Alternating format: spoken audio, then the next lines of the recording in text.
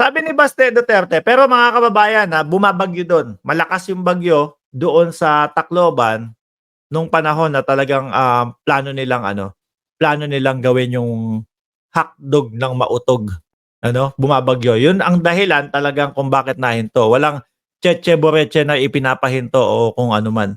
Sabi ni Baste, "The aim, ang layunin is to express ang aming sentimiento in order for us to help build this nation." O, talaga ba?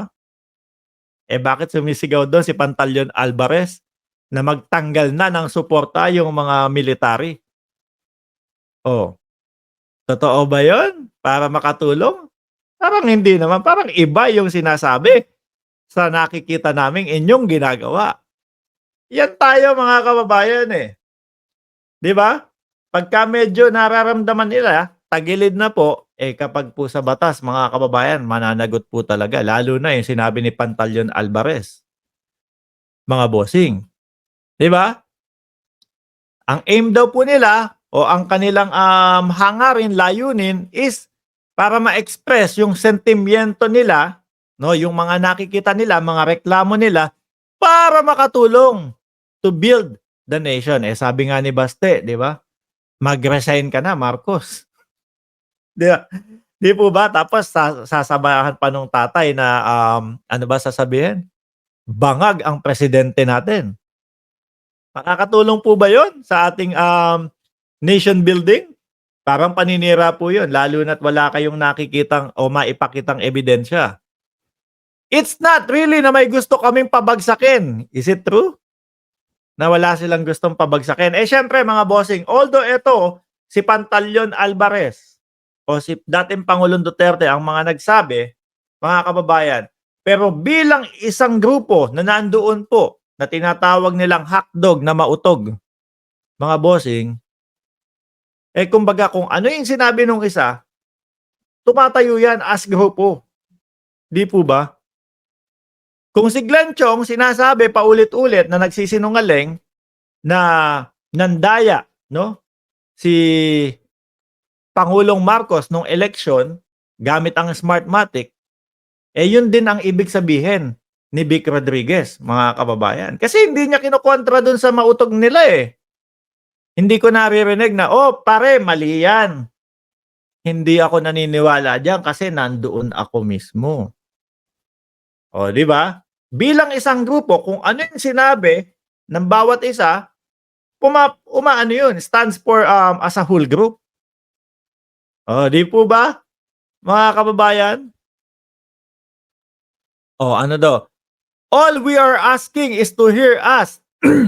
Yung pagsigaw ng bangag tapos walang ebidensya, kulang ebidensya o kahit na ano, walang maipakita. "All we are asking is to hear us out and they don't even allow that." Weh, miski ako mayor, kung ako mayor, kung ako, yung mayor, hindi ko papayagan 'yan. Ano, mura, oh, puro mga paratang, puro mga bintang. Oh, red flag na po 'yun mga kababayan. Bakit ko papayagan 'yan?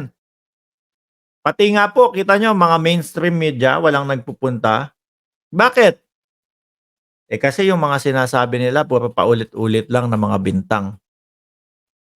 Nagrereklamo sila, wala ng mainstream media pumupunta. Bakit hindi niyo kami pinapansin? Baka hindi naman po kasi kapansin-pansit, 'di ba? Baka naman po kasi alam ng mainstream media na, una wala si Duterte diyan, 'di ba? Siyempre ang mainstream ang pinaka-target lang si Duterte.